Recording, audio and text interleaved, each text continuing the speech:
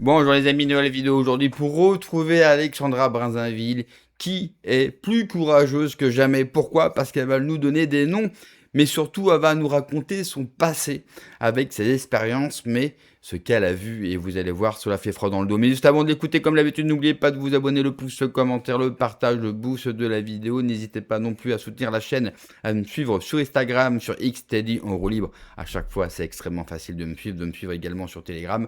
Sur Patreon, j'y poste du contenu exclusivement sur cette plateforme. Et puis sinon, vous avez mon Tipeee. Allez, on l'écoute et on en parle juste après. Là vraiment, Tu sais, il faut apporter l'information aux gens et il faut que ces gens aussi, comme ils sont les porte-parole de géopolitique profonde, eh bien, balancent ça partout. Parce que le problème, c'est que, et vous, je vais vous montrer tout à l'heure un bout de reportage que j'ai fait sur Jeffrey Epstein. Je peux vous dire que les gens, la masse, hein, eh ben, eux, ça leur passe au-dessus. totalement, Et c'est pas, il faut pas que ça passe au-dessus. totalement.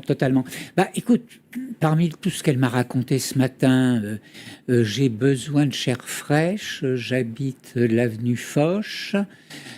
J'envoie des hommes de main chercher la marchandise en bas de l'avenue Foch, c'est-à-dire place Dauphine, place de la Porte Dauphine. Comment ça se passe? Et Dis-nous. puis, j'expliquais à et puis dans les Christian. rues. Faut que tu nous expliques là, comme si j'étais que En Christian. fait, j'expliquais à Christian que j'ai eu affaire moi-même aux rabatteurs et raconte. aux hommes de main d'Epstein qui m'ont d'ailleurs emmené en me tirant par les jambes dans les bois, au bois de Boulogne, où ils m'ont violé à 4.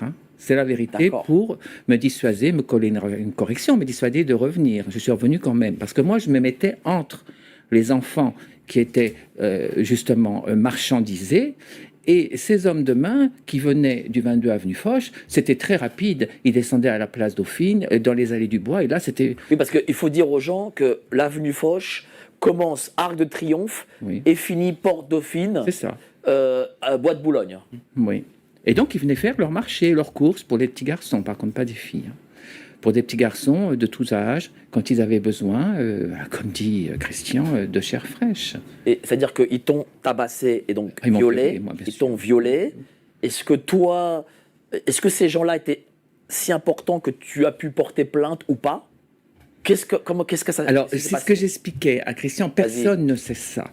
Vas-y. Vous portez plainte. Qu'est-ce qu'ils m'ont dit, la police? Ils m'ont dit, madame, que faisiez-vous dans un lieu obscur à la nuit tombée dans les bois? Vous connaissez les lois. Vous Oui, devez... mais tu as été kidnappé. Non, ils m'ont pris, ils m'ont Bah oui, mais traîné. c'est une sorte de kidnapping. Non, mais la loi est très claire. La loi dit, on ne doit pas se trouver en sous-bois à la nuit tombée. Si vous êtes en sous-bois, c'est à vos risques et périls, c'est du suicide organisé et la police n'est pas en mesure d'assumer votre protection. C'est pour ça, souvent, on me disait, mais pourquoi vous déposiez plainte? On déposait plainte pour les enfants. Les enfants étaient issus de la migration clandestine, donc n'avaient aucune autorisation d'être sur le sol français. Ils étaient officieux. Par ailleurs, ils se trouvaient dans des lieux obscurs clandestins la nuit alors que c'est interdit par la loi. Donc on vous disait, écoutez, excusez-nous, ces enfants n'existent pas, vous n'existez pas, que faisiez-vous là? C'est interdit. Estimez-vous heureuse d'être en vie, débrouillez-vous. Et nos plaintes n'étaient jamais prises en cause. Toutes les personnes des associations savent que c'est un risque et péril. Et d'ailleurs, quand la police va, par exemple, au bois de Boulogne, pour toutes sortes de choses, ils restent dans les artères éclairées. Ils ne descendent jamais des voitures ou alors avec des projecteurs et des lumières, car ils savent pertinemment ce qui se trouve à l'intérieur des bois. J'avais envie de vous raconter quelque chose. Ah. Personne ne sait ça. J'aime Moi, quand tu racontes des scoop, choses, Alexandra. Quand j'étais investi sur le terrain, j'ai posé quelques questions aux inspecteurs d'élite de la mondaine et je leur dis, mais comment se fait-il qu'on n'ait jamais pensé à quadriller, à fermer ces lieux de prostitution tellement sordides, à aider toutes ces personnes à sortir de cet enfer, à leur proposer à s'intégrer dans la société, à les aider. Ils m'ont dit, mais il y a, par exemple, un des maires de Paris, M. Jacques Chirac, a pensé à un moment à fermer le bois de Boulogne, de façon définitive. Mais il m'a dit, ils ne l'ont pas fait. Il ne l'a pas fait pour des raisons humanitaires. Il l'a fait parce que la mairie de Paris est responsable du bois de Boulogne, du bois de Vincennes, pour l'entretenir, comme la forêt de Fontainebleau, Ouais. c'est l'État. Il l'a fait parce qu'il en avait marre que le gouvernement en place, c'est-à-dire la gauche caviar de l'époque, s'en fout plein les fouilles tous les soirs et qu'organise elle-même tous les trafics les plus dégueulasses à l'intérieur du bois. La drogue, la prostitution, les contrefaçons, les médecins, les médicaments frelatés. Et à cette époque-là, on parlait de 90 000 francs par soir qui allaient directement dans la poche du Parti socialiste. C'est-à-dire que le Parti socialiste était Macron. Ben, bien sûr.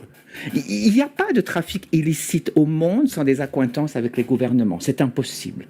Ça n'existe pas. Il y a toujours eu des accointances. La drogue, elle tombe pas du ciel. Elle tombe pas du ciel comme la pluie. S'ils inondent les artères de nos sociétés avec de la cocaïne, de l'héroïne, de tout ce que vous voulez, c'est parce qu'on les laisse faire et qu'au passage, on prend des enveloppes. Donc les réseaux de prostitution, c'est pareil. Il y a une accointance des gouvernements en place. Donc c'est ça que je veux que vous compreniez. Il ne faut pas vous étonner après que des gens, soi-disant puissants à responsabilité, aient accès à tout ça, puisqu'ils y participent allègrement, n'est-ce pas? C'est un témoignage puissant, là. Oui. Et en fait, on retrouve ça partout. Comme tu sais, j'ai beaucoup travaillé sur la question de l'Ukraine. C'est pareil. C'est-à-dire que alors l'Ukraine, on sait qu'un enfant sur 10 dans le monde victime de traite vient d'Ukraine. C'est ce que dit Alexandra. Il n'y a pas autant d'enfants qui sortent d'un pays victime de traite sans que le gouvernement, la justice, etc., ferment les yeux. Et d'ailleurs, je rappelle que le département d'État publie un rapport, c'est tous les 2 ans, sur le trafic des êtres humains dans le monde. Et quand on lit la page sur l'Ukraine, c'est horrible. C'est-à-dire qu'en fait, ils expliquent qu'il y a plus de 100 000 enfants qui sont dans les orphelinats et ils disent pudiquement ils sont à risque. Et quand ils disent qu'ils sont à risque, on sait par exemple qu'il y a eu en Ukraine un procès qui impliquait plus de 30 politiciens et hommes, oligarques, qui avaient acheté des adolescents. Et l'Ukraine, c'est la plaque tournante. La vraie raison de la guerre en Ukraine, c'est parce que tous ces groupements-là qui organisaient, je dirais, qui regroupaient, par exemple, tous les esclaves sexuels étaient regroupés dans ce pays-là et ensuite dispatchés dans les pays d'Europe. Mais c'était l'épicentre de tous les trafics. Ça l'est moins sûrement aujourd'hui. Merci à M. Poutine pour ça, en tout cas. Mais c'est une des vraies raisons de la guerre. Oui. C'est dingue, hein. Christian, est-ce que on a eu d'ailleurs un grand article, enfin un hors-série, pardon, du Parisien qui dit voilà, Monsieur Epstein était en France comme un coq en pâte. Il adorait la France parce qu'il pouvait faire en France ce qu'il ne faisait pas ailleurs. Toi qui connais des affaires d'État, temples solaires, etc., est-ce qu'en effet tu peux témoigner que en France, les élites s'adonnent à des choses que les autres élites d'autres pays peut-être ne s'adonnent pas? Les Anglais sont pas mauvais, hein, non plus. Oui, mais ils sont pas au niveau français. Dans ce genre d'histoire. Alors, effectivement, on a beaucoup moins d'échos venant d'Espagne, d'Italie. La Suisse, j'en dirais pas autant. Les bordels en Suisse sont parfaitement légaux. Donc, c'est un petit peu particulier, la culture suisse. L'Allemagne, c'est la même chose. On a des usines à sexe. Si, en Espagne aussi. Dans le nord de l'Espagne. Oui, mais est-ce que ça, c'est quelque chose d'élitiste comme... Est-ce que Epstein... Alors, attends, je vais mieux formuler ça. Ouais. Est-ce que Jeffrey Epstein aurait pu avoir le réseau qu'il a eu en France, en Espagne, avec le roi d'Espagne, avec le premier ministre machin, avec tel artiste, tel truc? Est-ce qu'il aurait pu avoir ça? Pas sûr. Ben voilà. Pas sûr. Je suis d'accord avec Mike, je pense que la France a malheureusement un terreau pédophile. D'ailleurs, le surnom de la France, c'est Pédoland.